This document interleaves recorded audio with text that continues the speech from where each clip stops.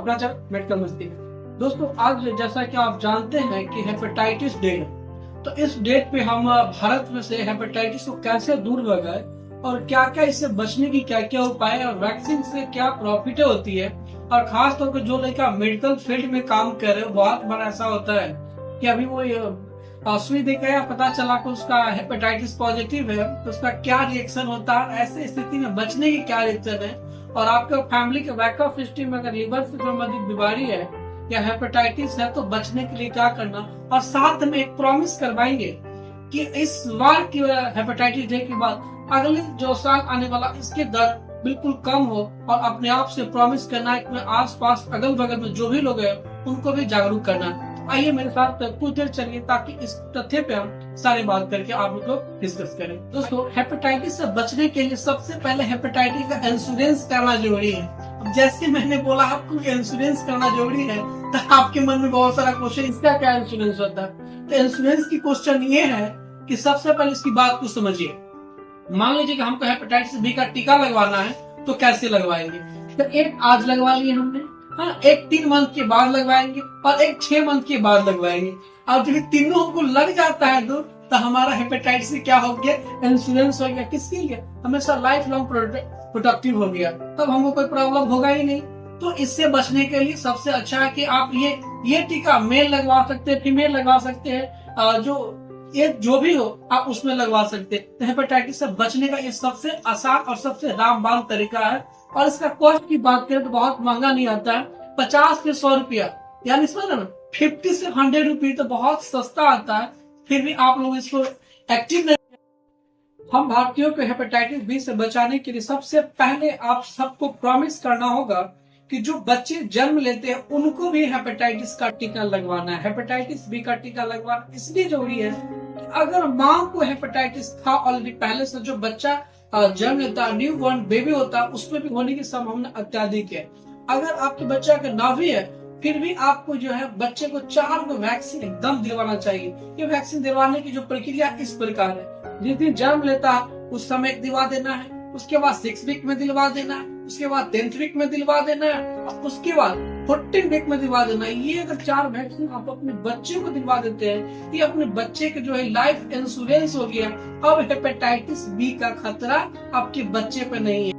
तो सबसे महत्वपूर्ण और सबसे इम्पोर्टेंट क्वेश्चन की बात किया जाए तो ये हेपेटाइटिस को कब तक खत्म किया जा सकता है। तो दोस्तों मोटा मोटी हम लोग का अगर एज देखा जाए तो लगभग 60 से 65 तक हम लोग बचेंगे, और 20 साल और ऐड कर दीजिए तो कितना हो जाएगा जो न्यू बॉर्न का, तो 60 और 20 80, यानी कि 2080 तक हम हेपेटाइटिस को खत्म कर देंगे। जब आप लोग एक साथ हम सब मिलके इस पर काम करना शुरू करेंगे, समाज को बताना शुरू करेंगे कि हेपेटाइटिस बी अगर आपके घर में है किसी को, सबसे बड़ी बात यह है अगर किसी को है तो उसके साथ दुर्व्यवहार ना करें, उसके साथ ऐसा ना कि तुम अलग रहो, ये रहो हो रहा है। हाँ, थोड़ा सा मेंटेन करना है अपने आप को, लेकिन ये नहीं कि उसके साथ दुर्व्यवहार गलत तरीके से सलूक करें, अरे थोड़ा ऐसे हो गया वैसे हो गया, मतलब गलत भावना उसके प्रति नहीं रखना।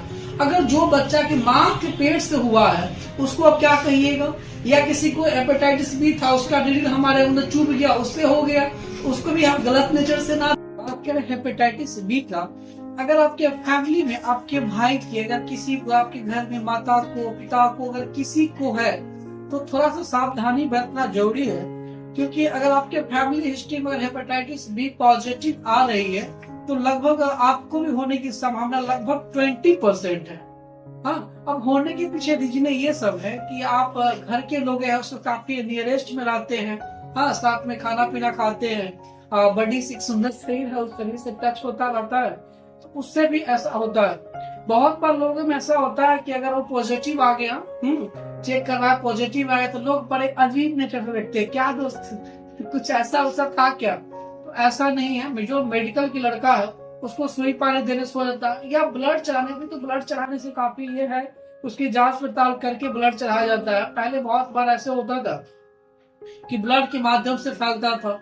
सर्जरी बी की टेस्ट कब करवानी चाहिए, तो मेरा मानना है कि जब भी आप कोई ऐसा फंक्शन कर रहे हैं, बर्थडे मना रहे हैं, एनिवर्सरी मना रहे हैं, या कोई अच्छा काम कर रहे हैं, या किसी कारण में आप हॉस्पिटल घूमने जा रहे हैं और न भी जा रहे हैं, तो आप साल में कम से कम एक बार हेपेटाइटिस का टेस्ट जरूर करवाएं।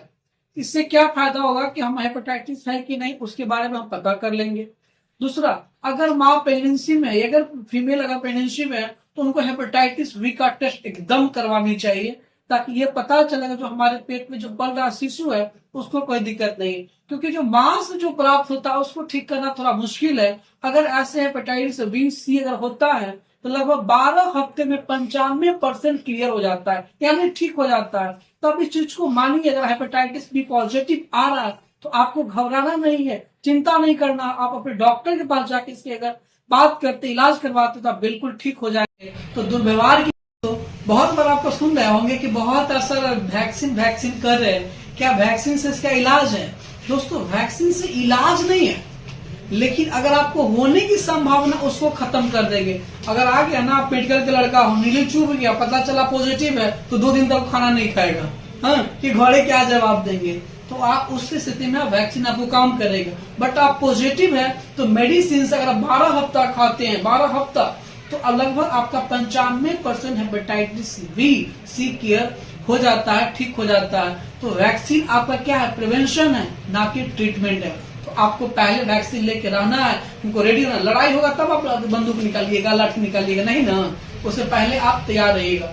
दोस्तों, हेपेटाइटिस बी के बारे में आप समझ पाए हो तो मैं चाहूंगा इस वीडियो को शेयर करिए, अपने जितने ग्रुप है, लोगों है, जान पहचान के लोग, उनके पास शेयर करिए। अपना कीमती समय निकल कर वीडियो देखने का तहे दिल से धन्यवाद। और हाँ, प्रॉमिस करिए